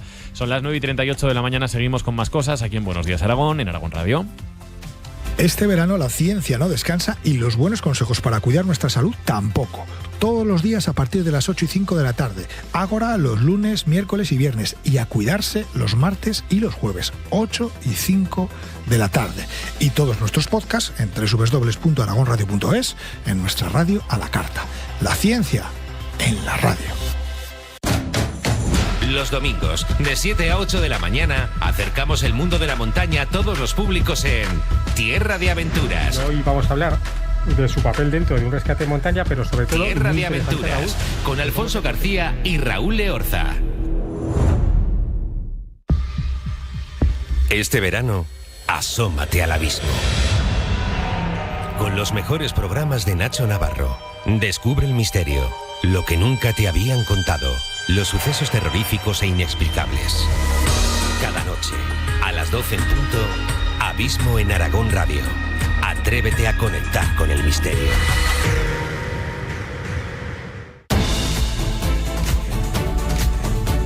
...9:38 de la mañana, vamos con una última hora que acabamos de conocer, el incendio de un vehículo en el Monrepós, así que vamos a acercarnos a la redacción de la radio en Huesca. ¿Cuáles son las novedades que tenemos? ¿Cuál es la última hora que conocemos desde allí, desde Huesca? ¿Qué es lo que sabemos sobre este suceso? Ángel. Se trata de un incendio en una furgoneta en Monrepós que está cortando la autovía 23 en dirección a Jaca. El incidente se ha producido en el kilómetro 381, al parecer debido a un cortocircuito en el vehículo. La Guardia Civil de Tráfico ha habilitado un desvío alternativo por la bifurcación de Argues hasta que se sofoque el incendio y se pueda retirar el vehículo. Ajá, bueno, pues estamos pendientes de las novedades que nos contéis por allí. Gracias, María Ángel. Hasta luego. Hasta ahora.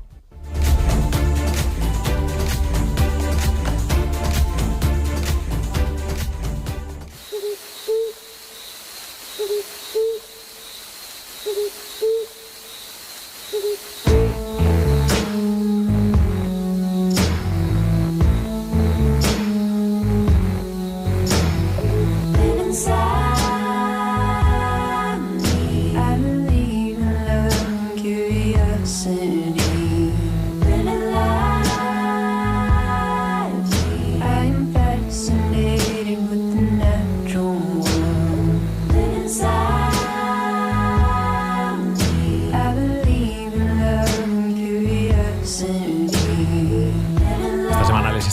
presentando a algunas de las personas que nos van a acompañar a lo largo de los meses de verano. Bueno, de verano seguro, luego igual alguno quiere quedarse, no lo sabemos todavía.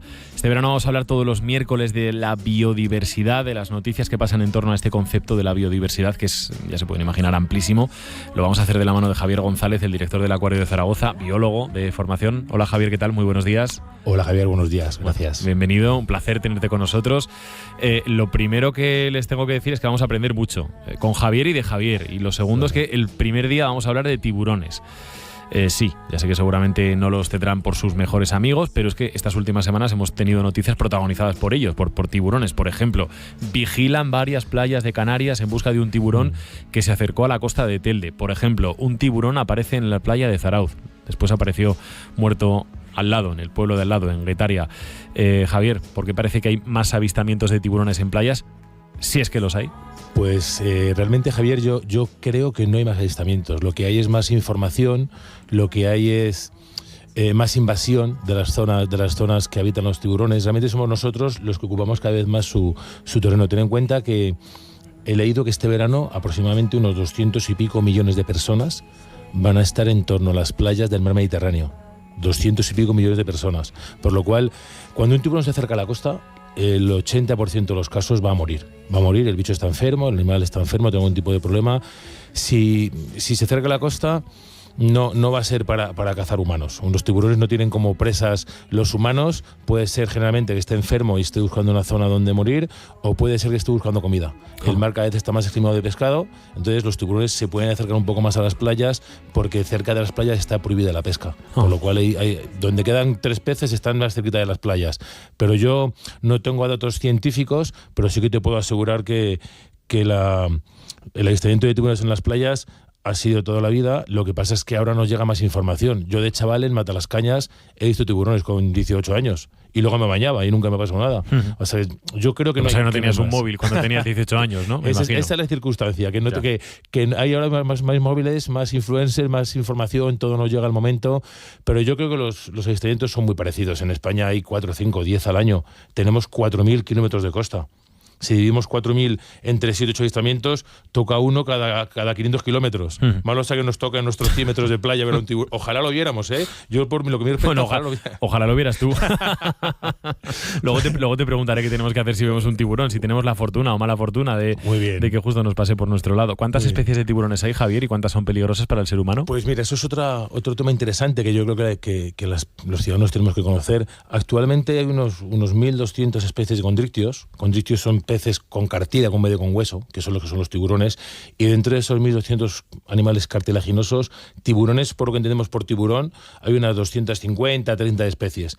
El Mediterráneo hay unos 70, 80, y te voy a decir, Javier, que de esas potencialmente peligrosas, ninguna tiene al humano como su dieta, pero potencialmente peligrosas serían 8 o 10 especies, no muchas más. Y ya yo te digo que sería porque potencialmente por su tamaño, por su agresividad, por lo que supone su dieta, el tamaño de sus presas, podríamos entrar en ese rango. Pero ningún tiburón tiene al humano como presa, y los casos que hay ataques, que hay 5 o 6 al año en todo el mundo, siempre es por una equivocación del tiburón. Y en cuanto que muerde y ve que eso no es lo suyo, se marcha. Por lo cual no podemos estar tranquilos, yo creo. Es decir, que la película hizo mucho daño. Pues yo creo que yo siempre digo que Spielberg habló del tiburón hace 40 y tantos años y lo puso un poco en el disparadero, y en cambio Flipper, los delfines, pues hicieron una película muy bonita y cae bien. Pero te debo de decir, yo llevo 30 años trabajando con tiburones. Esta mañana echaba cuentas y yo habré buceado con tiburones aproximadamente unas 1.000 veces. Aproximadamente unas 1.000 veces. Más o menos unas 1.000 veces. Pero en acuarios en los cuales los ves con mucha cercanía. Nunca he tenido un accidente. Y la gente que trabaja con delfines no puede decir lo mismo. O sea, el delfín tiene un halo de bicho encantador, buenísimo, sonrisa perpetua, pero si yo tengo que ver en el mar un delfín y un tiburón, seguramente prefiero un tiburón. Así que las pelis han hecho mucho daño muchas veces. ¿Hay alguna zona, Javier, de España que digamos tenga más riesgo de tiburones, o en las que pueda haber tiburones con más facilidad? No sé si en la zona norte, en el Atlántico, o si en el Mediterráneo. En principio, la zona atlántica, ya sea Asturias, ya sea País Vasco, ya sea Galicia, ya sea Cádiz, tiene mayor posibilidades de tener de avistamiento de tiburones y mayor densidad de tiburones, porque el Mediterráneo es un mar que tenemos muy esquilmado. Sí que es cierto que en el Mediterráneo hay algunas zonas, como el Alborán, en la zona de Granada, que es una zona de cría. Muchos tiburones se quedan preñados porque algunos tienen placenta. El tiburón es un bicho espectacular a nivel fisiológico y es un animal extraordinario. Algunos tienen placenta, otros ponen huevos, otros son ovíparos. Pues los que tienen placenta, los placentarios, eligen zonas desembocaduras de ríos, zonas de manglar para parir, para dar a luz a sus crías, y en la zona del Alborán se entiende que es una zona de posible zona de parto de algunas hembras, pero realmente en la zona atlántica hay más posibilidades, dentro de que son tristemente posibilidades muy pequeñas de verlos. Ya. Bueno, antes decías, el dato de ataques de tiburones a personas es mínimo, ¿no? Es mínimo. Y esto sí que nos permite situar mejor la realidad, la dimensión del problema, ¿no? Claro. Realmente yo entiendo que un tiburón es un animal que a nivel visual pues tiene esa cara de enfadado, eso de mandíbula, pero ya os digo que en el año pasado, en todo el mundo, 23 ataques de tiburón, 23,5 muertes, pero es que los insectos provocan 750.000 muertes al año, las moscas de 10.000, los perros 25.000. O sea, te quiero decir, los tiburones 6 en todo el mundo. Yo pienso, y siempre me gusta decir, que te ataque un tiburón o que veas un tiburón en una playa, tienes más posibilidades de que toque la lotería. Yo creo que tienes posibilidades de que toque la lotería, de verdad, sinceramente. Así que yo pienso, y casi con toda seguridad, que tenemos que estar disfrutando de nuestras playas con absoluta seguridad. Además, ahora hay mucha vigilancia de las playas. Si alguna vez tenemos desde mi punto de vista, la fortuna, desde otro punto de vista, la desgracia de que en una playa aparezca un tiburón, la gente que está vigilando la evacuará y no habrá ningún problema. Total tranquilidad, total sosiego, y el tiburón es una maravilla de la naturaleza, es un animal extraordinario. Y lo que tenemos que hacer es protegerle y quererle. Me decías que el tiburón es el cazador cazado. Sí, efectivamente. Otro dato espectacular, bueno, primero de las pesquerías de tiburones hay muy pocos datos, porque fíjate qué curioso, Javier, que los tiburones se pescan. Se calcula que más de 100 millones al año de tiburones, más de 100 millones al año. El tiburón es el cerdo del mar, del tiburón se aprovecha todo. Se aprovecha la piel, se aprovechan los dientes, se aprovecha la carne, se aprovecha el hígado, que es muy rico en escualeno, se aprovecha todo, pero cuando se pescan tiburones, y España tiene el dudoso honor de ser el país del mundo que más importa y exporta carne de tiburón, de todo el mundo. Yo he estado en Vigo, en Marrajeras, y se desembarcan tiburones por decenas de miles, y te puedo decir que uno de los problemas es que la pesca del tiburón no se determina la especie.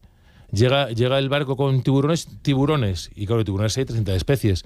Y esa no determinación, esa falta de trazabilidad, de monitorizar lo que se pesca, está provocando, por ejemplo, que en el mar Mediterráneo haya más o menos un 50 o 60% de las especies de tiburón, de las 80 que hay, que han disminuido sus poblaciones entre un 70 y un 90%, con mucha falta de información que hay. Si realmente, Javier, las poblaciones de tiburones a nivel global están en la mayoría en claro peligro de extinción, y muchas de ellas están dentro del convenio CITES, que ha prohibido su comercialización. O sea, el tiburón siempre se le ha tenido mucho miedo, se le ha protegido muy poco, hay mucha, no sé decir, desconocimiento, por utilizar una palabra más suave, sobre este grupo animal, y realmente eso está acarreando, unido a otras cosas, está acarreando que las poblaciones se estén disminuyendo de forma peligrosa. ¿Por qué es importante el tiburón en el mar, Javier? Pues primero porque es un animal extraordinario. Javier, el tiburón es un bicho que lleva 400 años viviendo entre nosotros. Nosotros llevamos 300.000. O sea, nosotros llevamos 300.000 años. El tiburón lleva 400 millones de años. 400 millones, 300.000 años. El tiburón además ocupa un espacio ecológico en el equilibrio de los planetas, que hace que sea vital para mantener poblaciones de otras especies, para eliminar animales enfermos. Realmente el equilibrio, nosotros vivimos en un gran equilibrio planetario y luego a nivel de cada ecosistema, y si quitamos una pieza o modificamos una pieza, se produce un desajuste que produce ese efecto mariposa, ese efecto dominó, que haga que haya plaga de otra especie, que aparezcan parásitos que tienen que aparecer. El COVID se dice que puede ser un desajuste de la sociedad hacia la naturaleza, por eso nos ha aparecido de forma tan agresiva, y sobre todo, por encima de todo, Javier, porque son animales extraordinarios. No podemos privar a nuestra sociedad, a nuestros hijos, de disfrutar de esos bichos tan espectaculares, tan extraordinarios, y que han evolucionado de esa forma tan increíble dentro del medio marino. O sea, realmente tenemos que entender, como dice Odile Ruiz de la Fuente, que somos naturaleza. Tenemos que disfrutar de ellos, o sea, no tener ningún miedo. O sea, es como si tuviéramos miedo de ir a Pirineos porque nos va a atacar un oso. tenemos más posibilidades de que nos toque unos en Pirineos a que nos toque un tiburón en la playa. Hay que conocerlos, hay que prevenirse si alguna vez tenemos la circunstancia que aparezca una playa, pero ni mucho menos temerles, hay que disfrutarles, sin lugar a dudas, Javier. Eso, antes de que terminemos, Sí. ¿qué es lo que hay que hacer si tengo la fortuna de encontrarme con un tiburón justo cuando me estoy dando un baño? Lo de la fortuna te he escuchado con cierto rintintín. Sí, lo de la fortuna, un poquito. Bueno, pues realmente, primero es mantener toda la calma. O sea, mantener la calma, toda la calma que puedas, no perder la vista al tiburón, y dirigirte hacia afuera del agua, manteniendo este tiburón.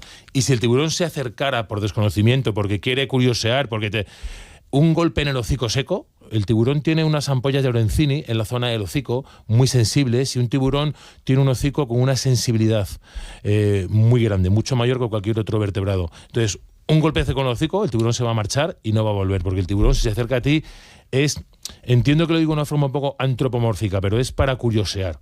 No se acerca para comerte. Un tiburón de 3 metros se alimenta de caballas de 200 gramos.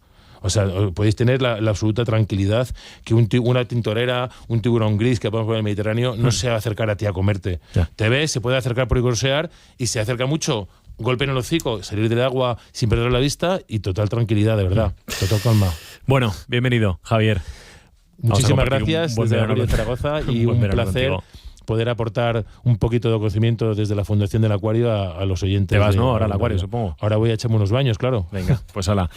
Que vaya muy bien. Gracias, Javier. Fuerte abrazo. Y 52.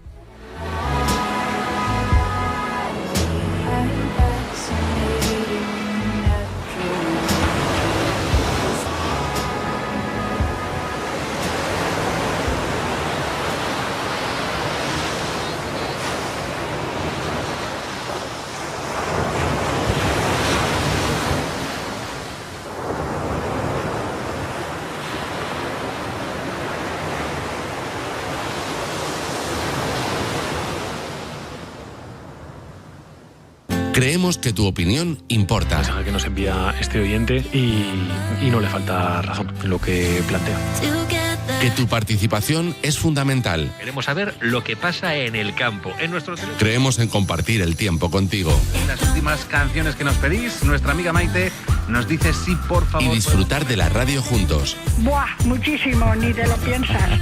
Animo a toda la gente que llame, porque aparte de los bien que no... Aragón Radio, la radio que cree en ti. Territorio Trail, los sábados de 7 a 8 de la mañana y cuando quieras en Aragón Radio Podcast. Bienvenidos a la sintonía de Aragón Radio, bienvenidos una semana más, toda la actualidad de las carreras por montaña, el trail running. Territorio Trail, con Alfonso García y Raúl Leorza. Hay sensación en las casas antiguas de que algo queda de quien las vivió. Un tibio aroma de café, un gesto tierno y familiar. Manos que aprenden a coser en la inocencia. Bueno, pues llegamos ya al cierre del programa. Nos vamos a marchar al rincón en el que se esconde, como vamos a hacer cada recta final, un rostro conocido aragonés. Ainara, ¿hoy dónde nos llevas? Bueno, vamos a Frescano, ¿vale? Podemos verla, a la protagonista, siempre en un registro de sonrisa, graciosa, cercana, muy de su gente, aunque no de las de su pueblo. Como actriz ha participado en películas como Bendita Calamidad o Perdiendo el Este, pero sobre todo la conocemos por su personaje en Oregón TV. Hija de Conchito, María Ramona es el ojito derecho de su padre.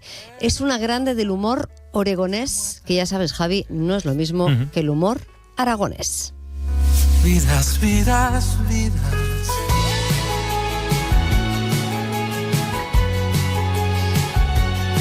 Marisol Aznar, ¿qué tal estás? Buenos días. Buenos días, ¿cómo estáis? Hoy muy contentos de estar contigo. Bueno, y de colarnos en tu pueblo, que no sé si es tu pueblo, es adoptado, adoptivo. Adoptado. Sí, o sea, mi pueblo donde yo he ido de cría, San Bel, donde nació mi madre y donde tengo mi familia.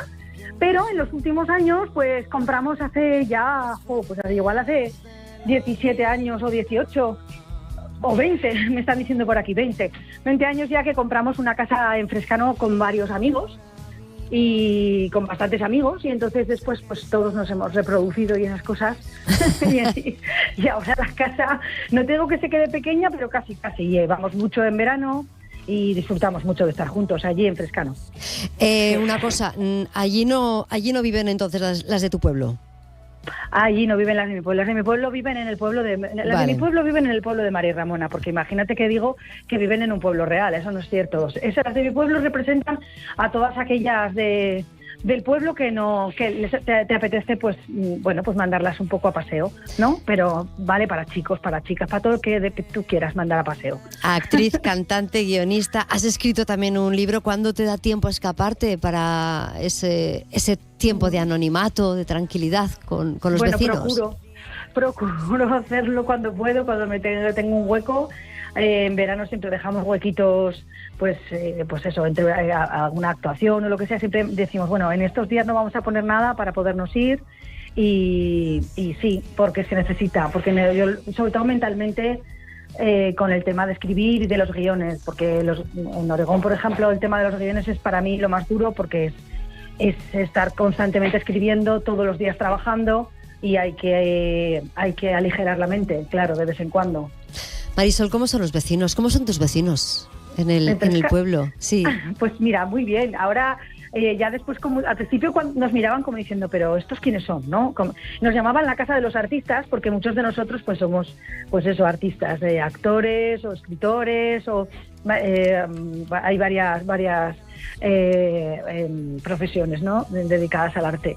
Y después poco a poco nos fueron acogiendo, nos hicieron pregoneros de las fiestas un año, y bueno, pues ahora estupendamente, ahora ya nos conoce todo el mundo, y ya en cuanto llegamos, ¡ay, ya estáis aquí, ya han venido los chicos! Bueno, y pues eso, pues estupendo, como en los pueblos que pasa esto, ¿no?, que da gusto. A mí lo primero que me ha dado la atención ha sido, como has dicho, Frescano o Frescano. Sí, claro, el mundo se divide en esto, ¿eh? El mundo se divide en Rolling Stones, los Beatles, Frescano.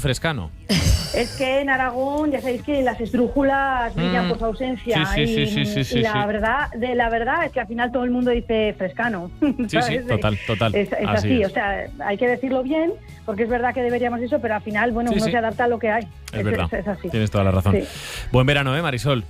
Muchas gracias. Que vaya muy bien. Recuerdos a los vecinos de Frescano. Eso. Vale, venga, a las de tu pueblo y a los de tu pueblo, vamos, adiós. Eso es, que disfrutéis mucho vosotros también. Un beso, venga, adiós, gracias.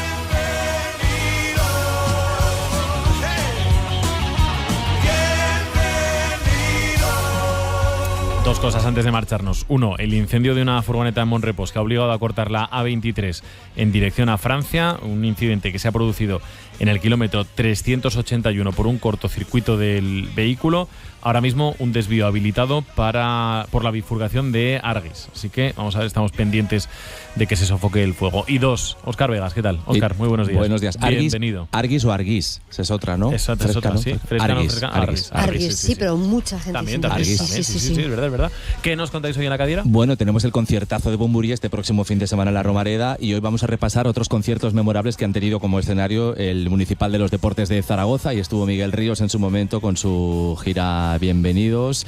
Ya pueden presentarse las solicitudes para los viajes del Imserso en otoño, así que vamos a ver cómo pinta la cosa con el presidente de la Asociación de Agencias de Viajes de Aragón. Recibimos a algunos de los protagonistas de Vacaciones en Paz. Hablamos de Oficios Perdidos, que rescata Lituénigo este próximo fin de semana, y recibimos al novelista Manel Loureiro para conocer más de su nueva novela, Cuando la tormenta pase.